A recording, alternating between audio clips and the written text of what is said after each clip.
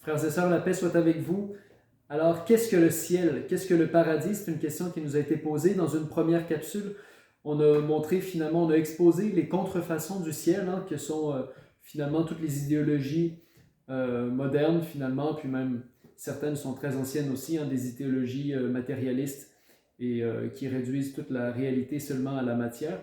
Et puis, aujourd'hui, je vais vous parler plus précisément de ce qu'est le ciel en lui-même, en rappelant aussi que c'est pas parce que les catholiques, les chrétiens et puis même d'autres religions aussi pensent qu'il y a une vie après la mort qu'on se désengage ici-bas. Bien au contraire.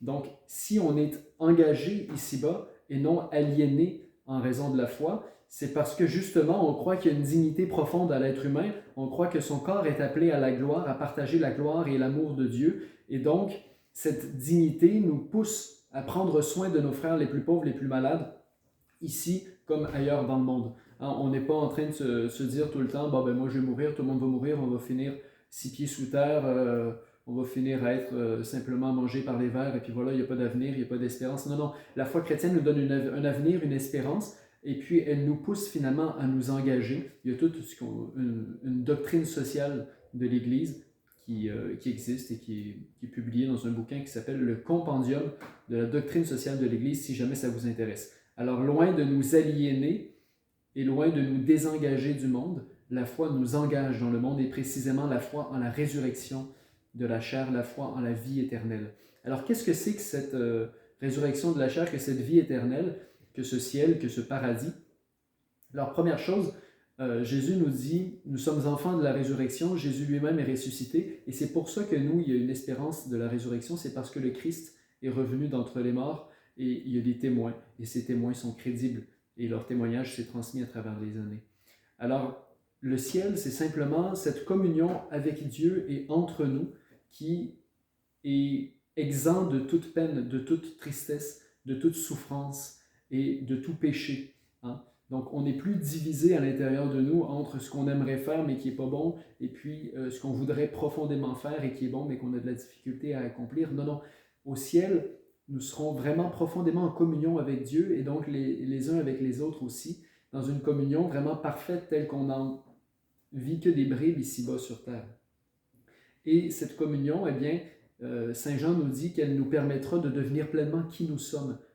Ici-bas, quand on mange quelque chose, mettons qu'on mange beaucoup de gras, bon, on prend du poids, on devient ce que l'on consomme.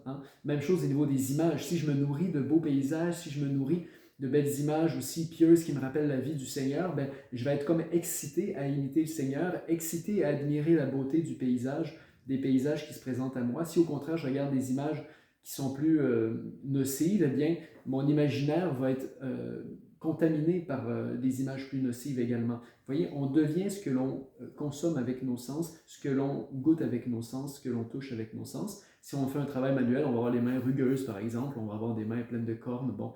Alors, vous voyez, on devient ce que l'on fréquente, en fait. Pas seulement dans les relations interpersonnelles, mais même dans nos sens. Et Saint Jean, il nous dit cette parole dans sa première lettre, il nous dit « Puisque nous le contemplerons », il dit « Nous lui deviendrons semblables ». En ce moment, il dit on ne se voit nous-mêmes que comme à travers un miroir. Et à l'époque, les miroirs étaient un peu ondulés et tout, donc on se voyait mal à travers un miroir. Il dit maintenant, on ne se voit qu'à travers un miroir. Prochainement, dans la vie à venir, nous serons semblables à lui, nous serons pleinement qui nous sommes. Alors, c'est ce grand mystère. À la fois, on sera pleinement à l'image du Christ et de Dieu, et en même temps, profondément nous-mêmes, en communion les uns avec les autres. Alors ça, c'est pour le paradis, le ciel, si vous voulez, même lorsque notre âme sera séparée de notre corps.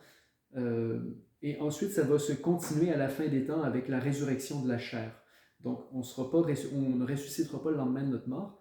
À notre mort, il y a une séparation du corps et de l'âme. Et après, au moment de la consommation des siècles, au moment de la fin du monde, si vous voulez, il y aura la résurrection des morts, et à ce moment-là, on vivra comme sur une terre nouvelle. Cette même création, les psaumes nous disent les arbres crient de joie parce qu'ils attendent le Seigneur.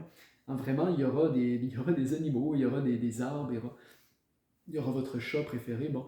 Et alors, il y aura aussi des êtres humains profondément en communion les uns avec les autres, qui vont vivre dans une une nouvelle, si vous voulez, cité qu'on appelle la cité de Dieu, cité céleste, et qui sera dans une œuvre d'amour et de communion parfaite.